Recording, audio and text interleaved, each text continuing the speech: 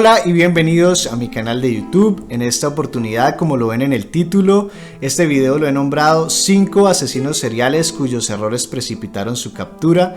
Pero antes de entrar en materia, si los casos misteriosos, los fenómenos paranormales y los datos de asesinos en serie son de tu agrado, no olvides suscribirte y activar la campana de notificaciones.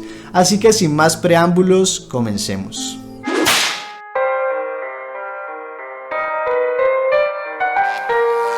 Errores humanos existen en todas las profesiones y oficios, pero en algunas actividades tienen más repercusiones que en otras. Por ejemplo, el médico cirujano que se equivoca de riñón y extrae el órgano sano, el piloto de avión que calcula de manera inadecuada el nivel de combustible del trayecto, y este individuo que se olvida de amarrar a esta señora y la tira hacia el vacío.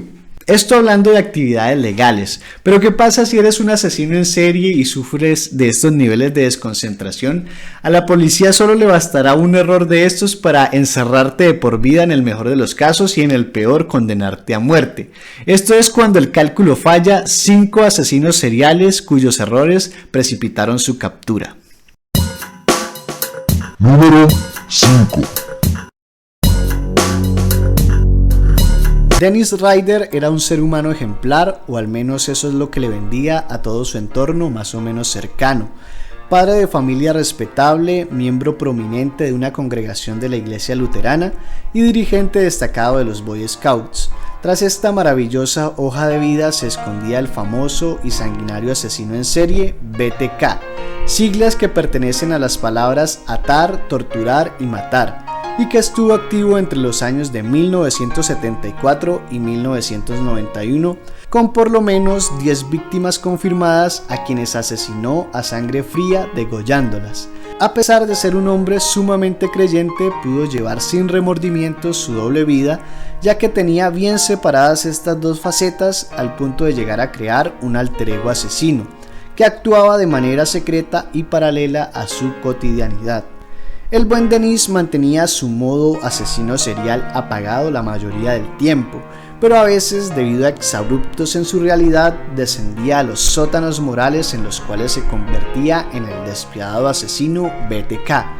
Dennis se permitía el lujo de facilitar pistas a la policía para ver si estos lograban descifrarlas. Este comportamiento exhibicionista obedece a su narcisismo y egomanía, puesto que la sensación de poder que le daban los crímenes hacía que se creyera invencible. En el año 2004, la policía dio el caso por imposible y decidió archivarlo. Pero la soberbia de Dennis pudo más que su prudencia y cometió un error definitivo. Envió una carta a la policía en un CD-ROOM. Los agentes, equipados de tecnología digital para sus investigaciones, comprobaron los metadatos del documento de Word y descubrieron que el autor de la carta se llamaba Dennis y pertenecía a la iglesia luterana. A la policía le bastó con buscar esto en internet para saber quién era el sospechoso.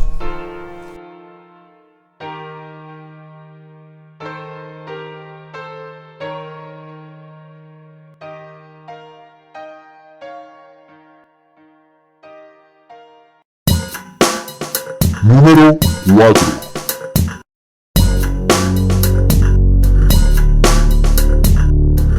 Dennis Nielsen, o más conocido como el estrangulador de Muswell Hill, asesinó y desmembró a por lo menos 12 jóvenes entre 1978 y 1983 en Londres.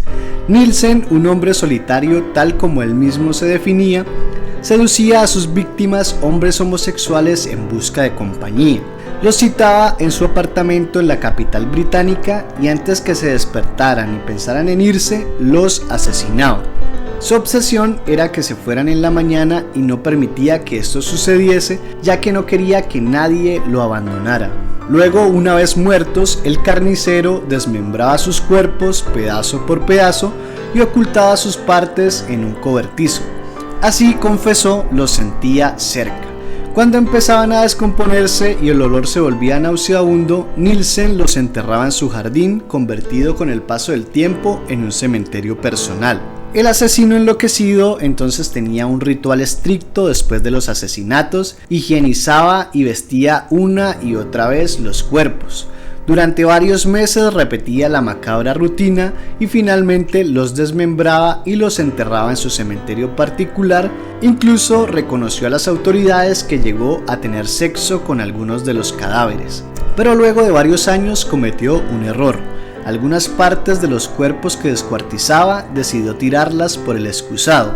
No eran muy grandes, pero sí lo suficiente para que continuaran su descomposición trabadas en la cañería del edificio donde él vivía. Los vecinos, asqueados por el olor que brotaba por todos lados, decidieron llamar a los fontaneros y al revisar todo descubrieron los restos humanos. La policía investigó, pero no tardó en dar con Nielsen, quien confesó de inmediato.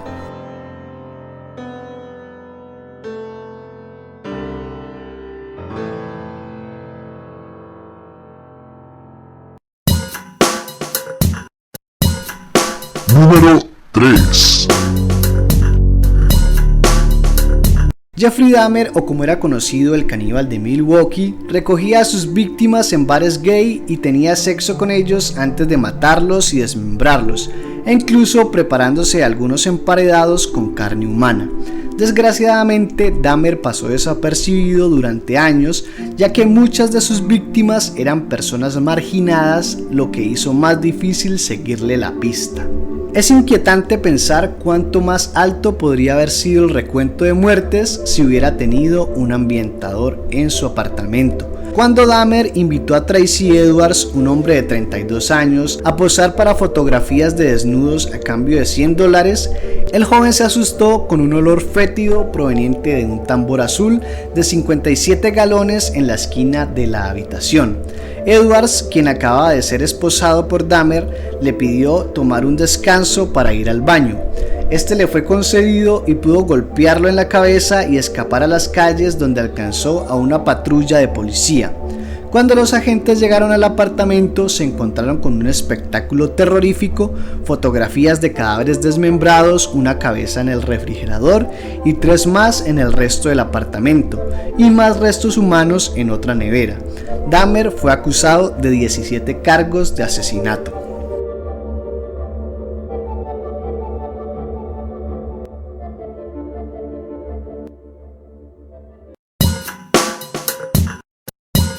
Número 2. Licenciado en Psicología y Derecho por la Universidad de Washington, atractivo, refinado y encantador, Theodore Robert Cowell Bundy se aprovecha de su buena apariencia y agradables modales para ganarse la confianza de sus víctimas y lograr que subieran sin miedo a su simpático Volkswagen Escarabajo. El pretexto de un viaje romántico o un simple paseo amistoso fueron siempre el primer paso de una aterradora serie de crímenes que comenzó el 4 de enero de 1974 y convirtió a Bundy en el mayor asesino de mujeres en la historia de Estados Unidos. Su modus operandi se basaba inicialmente en seguir y secuestrar a sus víctimas hasta su casa para allí estrangularlas. Sin embargo, con el tiempo y viendo que tenía facilidad para manipular debido a su carisma y atractivo, fue cogiendo confianza y empezó a buscar víctimas durante el día, siendo usual que simulara tener un brazo roto para pedir ayuda para llevar cosas hasta su auto. Las víctimas eran a menudo violadas y descuartizadas, llegando a conservar partes de sus cuerpos como la cabeza como trofeos de sus crímenes. No era raro que mantuviera relaciones con los cuerpos y dejara en ellos marcas de mordiscos. Bundy conducía su Volkswagen durante las primeras horas de la mañana cuando un oficial de policía le indicó que se detuviera para una parada de tráfico de rutina. En pánico, Bundy no se detuvo, sino que por el contrario aceleró. El oficial finalmente logró detener el automóvil y comenzó a sospechar que el asiento en el lado del pasajero del vehículo había sido retirado por completo. Más tarde se descubrió que es donde Bundy escondía a sus víctimas fuera de la vista del público. Dentro del auto, el oficial también encontró una palanca, una gran caja de bolsas de basura, un picaporte, una linterna, un par de guantes, una sábana rota, una máscara de esquí de punto, un par de esposas y una máscara hecha de pantimedias. El oficial acababa de descubrir a uno de los asesinos en serie más peligrosos de toda la historia.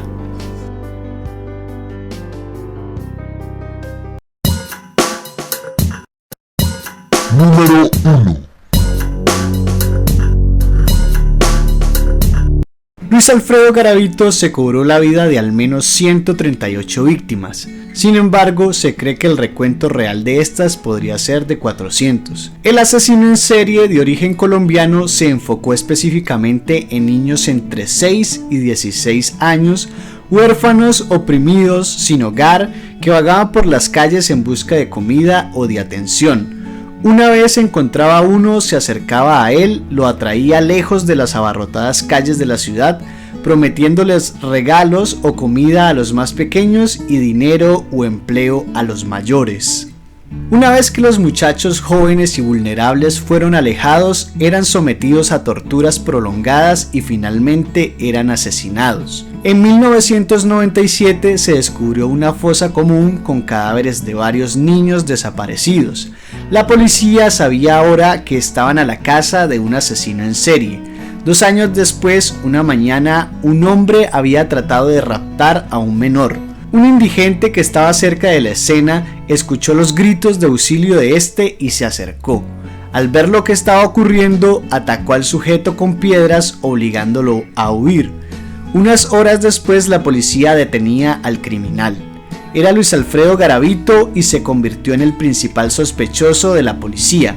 Después de un examen ocular, descubrieron que la rara condición en la vista de Garavito combinaba perfectamente con un par de lentes que se habían dejado caer en el lugar de la fosa común. Recuperar la propiedad perdida les permitió a las autoridades capturar al asesino en serie más buscado de Colombia.